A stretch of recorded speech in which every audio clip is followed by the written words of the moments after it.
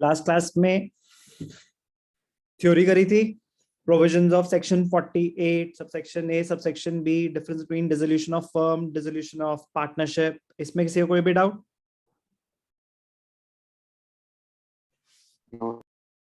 आज हम करेंगे अकाउंटिंग ट्रीटमेंट। तो अकाउंटिंग ट्रीटमेंट स्टार्ट करने से पहले क्या क्या अकाउंट्स बनेंगे इस चैप्टर में डिफरेंट है, क्योंकि रिकॉन्स्टिट्यूशन नहीं है, डिसोल्यूशन ऑफ फर्म है, business has come to an end. तो what accounts are to be prepared at the time of dissolution? सबसे पहले बनता है रियलाइजेशन अकाउंट। रिकॉन्स्टिट्यूशन के टाइम क्या बनता था? Revaluation account.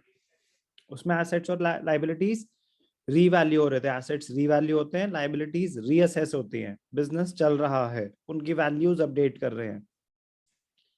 डिसोल्यूशन, बिजनेस बंद हो रहा है, तो रीवैल्यूएशन अकाउंट नहीं, रियलाइजेशन अकाउंट बनता है। What is the purpose of this account? To realize all the assets, to realize all the assets, repay all the liabilities,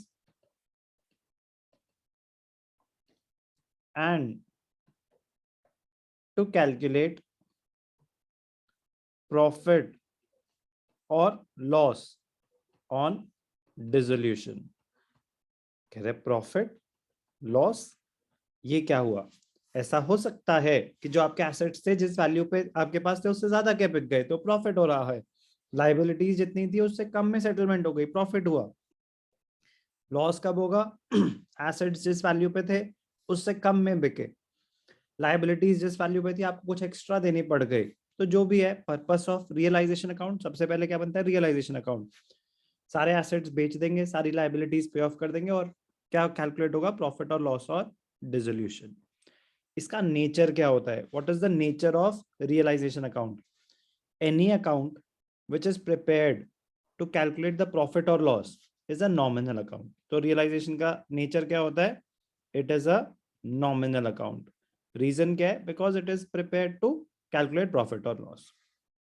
पहला अकाउंट और most important account realization account. दूसरा account क्या बनेगा? Partners loan. Partners loan account, if any. If any मतलब if appearing on the liabilities side, if appearing on the liabilities side of the balance sheet। अगर balance sheet में liability side पे partners loan आ रहा है कि firm ने partner से loan ले रखा है, तो सेपरेट अकाउंट बनेगा। नहीं ले रखा तो नहीं बनेगा। पहला realization account, assets and liabilities realize हो जाएंगे। पार्टनर्स लोन वहां नहीं आया होगा क्योंकि वो सेपरेटली आ रहा है। पार्टनर्स कैपिटल वहां नहीं आया होगा क्योंकि वो सेपरेटली आ रहा है।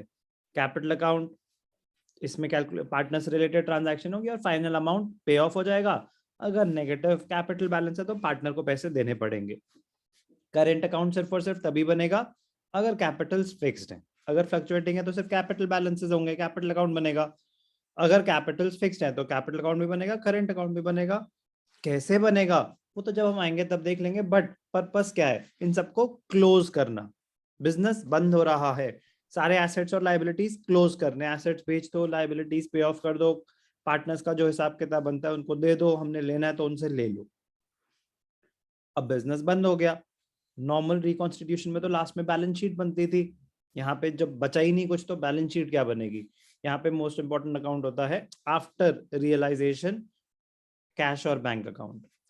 अगर जो गिवन होगा क्वेश्चन बैलेंस शीट में, अगर कैश बैलेंस गिवन है तो सिर्फ कैश अकाउंट बनेगा।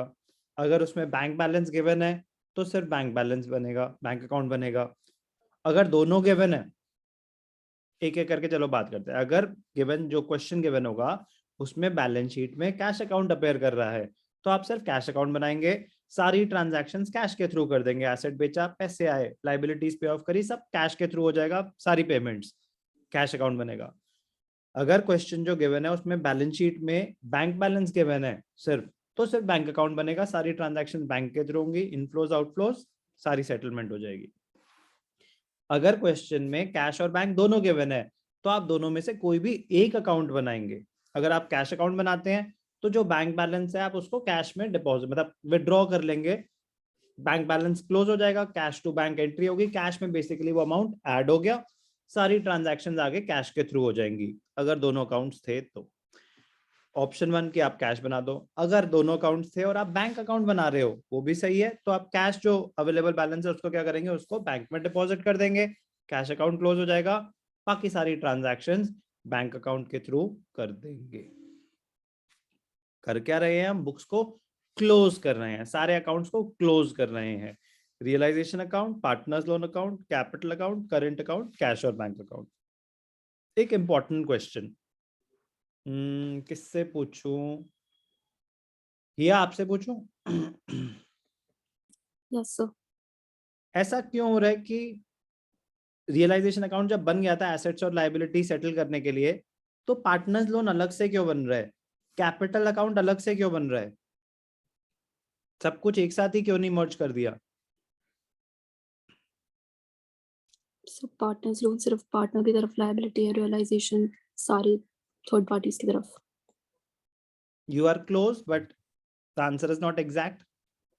Why are we preparing separate accounts? Anyone? Separate accounts are prepared because of? Sir क्योंकि हमें एक्सटर्नल लायबिलिटीज पहले क्लियर करनी होती है, इसलिए हम Very good. वो करते हैं। Because of the provisions. Because of the provisions of section 40 sir 48 subsection B. Order of repayment अलग होता है, ऑर्डर ऑफ रीपेमेंट अलग होता है। सबसे पहले थर्ड पार्टी लायबिलिटीज पे करनी है तो रियलाइजेशन अकाउंट पहले बन जाता है, फिर पार्टनर्स लोन पे करना होता है, फिर कैपिटल बैलेंसेस पे होते हैं। कैपिटल और करंट अकाउंट दोनों इक्वली स्टेटस में आते हैं, तो वो तो सिर्फ सेम अकाउंट के दो पार्ट्स हैं। अगर कैपिटल फिक्स्ड है तो वो तो बस एक प्रेजेंटेशन का है, बट दोनों का ऑर्डर सेम रहता है, कैपिटल और करंट बैलेंस की सेम वैल्यू है। तो लॉजिक समझ आया क्यों बन रहे हैं separate accounts? Yes sir. Realization का नेचर नॉमिनल होता है, partners loan, partners capital, partners current account, इन सब का नेचर क्या होता है, ये पर्सनल अकाउंट्स होते हैं। Personal accounts, debit the receiver, credit the giver. Nominal account, debit all expenses, credit all incomes and gains. Cash और बैंक का नेचर क्या होता है, it is a real account. ये नेचर क्यों डिस्कस करने लग गए हम एकदम से? आए हुए questions, what is the nature of realization account, what is the nature of partners loan account, तो पता होना चाहिए बनवाकर के पॉइंट ऑफ व्यू से क्या क्या अकाउंट्स बनने वाले हैं। अभी मैंने आपको सिर्फ नाम बताया है, उनके एक बेसिक इंट्रोडक्शन दी है। अब आगे अकाउंटिंग ट्रिक।